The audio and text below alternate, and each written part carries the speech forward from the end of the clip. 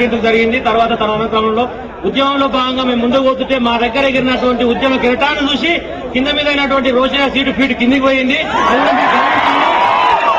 ఈ ఉద్యమ కిరటాన్ని చూసి భయపడినటువంటి రోషయ్య సిఎల్పీలో ఆయన నాయకులు అనుకోవడం చెప్పేసి ఢిల్లీకి ఎగిరిపోయినటువంటి రోషయ్య కాంగ్రెస్ నాయకురాలతో సోనియా గాంధీతో కూర్చొని ఒకటే విన్నవించుకున్నాడు.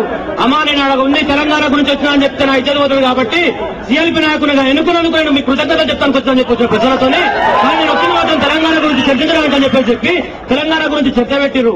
తెలంగాణ గురించి చర్చ పెట్టి ఈ రోజు ముందుకు పోతున్నటువంటి క్రమంలో మేము ఏదైతే చలో అసెంబ్లీ కార్యక్రమానికి జేఏసీ ఆధ్వర్యంలో పిలుపునియడం జరిగిందో దాంట్లో భాగంగా చలో అసెంబ్లీకి లక్షలాది మంది విద్యార్థులతో తరలి వస్తామని చెప్పేసి గవర్నమెంట్ కి ఏదైతే హెచ్చరికలు జారీ చేయడం జరిగిందో దానికి వణికిపోయినటువంటి గవర్నమెంట్ మా జేఏసీలో ఆల్రెడీ 10 మందిని అరెస్ట్ చేసింది.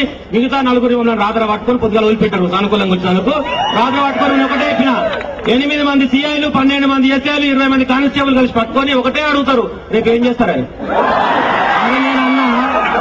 ఏం చేస్తారని గిన్నెసార్లు అడిగేది ఏముందిరా పోయి నాకు అర్థం కాదు. ప్రెస్ మీట్ ఒకటి చెప్పి చెల్లు అసెంబ్లీ మళ్ళీ కొత్తగా అడుగుతారని అసెంబ్లీ ముట్టడిస్తామని చెప్పిన. అంటే మీ దాంట్లో ఓలోలు వస్తారు ఓలోలు వస్తారు ప్రజా సంఘాలు వస్తారు, మేధావులు వస్తారు, వ్యాపారులు వస్తారు, వ్యాపారులు వస్తారు, లాయర్లు వస్తారు, డాక్టర్లు వస్తారు. తెలంగాణ కోసం ఉద్యమించే తెలంగాణ కోసం తరలి వచ్చే ప్రతి బిడ్డ తరలి వస్తుంది. సాకలి ఐలమ్మ వారసత్వాన్ని పులికి పుచ్చుకున్న ప్రతి ఆరది సింగుల పట్లు తోముకొని ఊరికొస్తాను.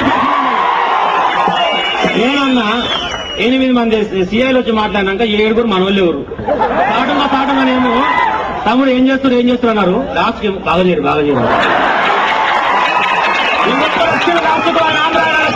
ఆయన సీఎం రాష్ట్రం వచ్చిండు పేరు లేదు ఆయన నేను చూడలేదు. కానీ ఆంధ్ర సీఐ ఎవరో చక్కగా చూడలే నిలబడు అంటూ నేనన్నా ఆయన ఏమన్నా టెర్రరిస్ట్నా లేకపోతే ఏమన్నా తీవ్రవాదా నేను నిలబడరా దేంది పై నాకు అర్థం కాదు.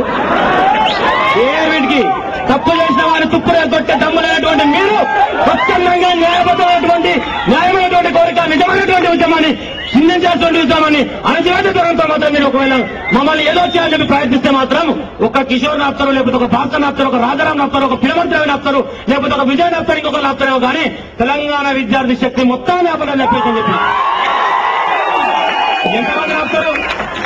అట్లా కాదు. కానీ మీ దాంట్లో ఇంకోటి ఉంటారు 2-3 వాళ్ళందరూ ఏడు నేనన్నా 2 రోజులకే ఒకరికొకరు కమ్యూనికేషన్ లేవు సార్. ఈ రోజు ఉద్యమం జేఏసీ ఏర్పడి మేము పిలుపునిచ్చి రండి అంటే వచ్చిన వాళ్ళు కాదు. స్వచ్ఛందంగా రగిలినటువంటి మంటకు వాళ్ళు తరలి వస్తే వాళ్ళ మధ్యన కోఆర్డినేషన్ చేయడానికి వాళ్ళకు సేవకులుగా పనిచేయడానికి మాత్రమే జేఏసీ ఏర్పడి ముందర నిలబడి నాయకులు చెప్పుకుంటాం తప్పితే మేము నాయకులుగా ఎదగటానికో మేము నాయకులను చెప్పుకోవడానికో మేము నాయకులుగా ముందుకు రాలేదు. స్వచ్ఛందంగా వచ్చినటువంటి విద్యార్థులను కట్టడి చేయడానికి ఇందులో ఏదో అసాంఘిక శక్తులు జరగబడ్డాయి, అక్కడ విధ్వంస చర్యలు చేస్తారని చెప్పేసి ఇటువంటి అపోహలకు పోతున్నారు. కాబట్టి అలాంటివి కాదు, మేము శాంతియుతంగా పోతున్నామని చెప్పి తెలియజేయడానికే మేము ముందరొచ్చి నిలబడి మేము నాయకులు అని చెప్పుకున్నాం తప్పితే మేము చెప్తే వినే పరిస్థితి విద్యార్థులు లేరు. నువ్వు నన్ను అడిగి ఏం చేస్తారు చెప్పండి నాకేరుకులే నీకేం చెప్పాలని చెప్పి మేము నిమ్స్ పోయినాం. కేసీఆర్ చూపెట్టున్నా పోయి మంచిగా చూస్తామని పోయినాం. మీరు చూపెట్టలేదు. మంచిగా అంటే మంచిగా ఉండన్నారు. వాళ్ళు ఏం చేస్తారు నేను కలగాలనా ఏం చేసినా మీరు చూసిన లాస్ట్ కొన్నాడు. ఎంతమంది ఉన్నారో ఎక్కడ ఉన్నారో మీ నాయకులందరూ అరెస్ట్ చేయాలి, మీతో ఎక్కడ మేము అరెస్ట్ చేస్తామంటే ఎంతమంది నన్ను అరెస్ట్ చేయండి, చివరికి కేవలం 1000 మందితోనైనా సరే అసెంబ్లీ ముట్టడి జరిగి తీరుతుంది అని దానికి ఆయన అంటారు. ఆ మాట చెప్పిన తర్వాత నా ఫోన్ ట్యాప్ చేసి వీడు 1000 మందితో దొరికించుకుంటా ఈయనమంటున్నట్టు 1000 మంది అని చెప్పి నన్ను పట్టుకుని నేను చెప్పిన 1000 మంది న్యాయమంటారా నాయన ఓన్ జాగాలు ఆనే ఉండు నన్ను ఒక్కరిని పట్టుకుంటే 1000 మంది ఏం చేయాలని చెప్పారు. ఓన్ జాగాలు ఆనే ఉండు నన్ను ఒక్కరిని పట్టుకుంటారు న్యాయంగా 1000 మంది ఉంటారు ఎట్లా అనుకున్నారు. ఇంత తేలిక మీరు ఎట్లా తీయలేరని చెప్పేసి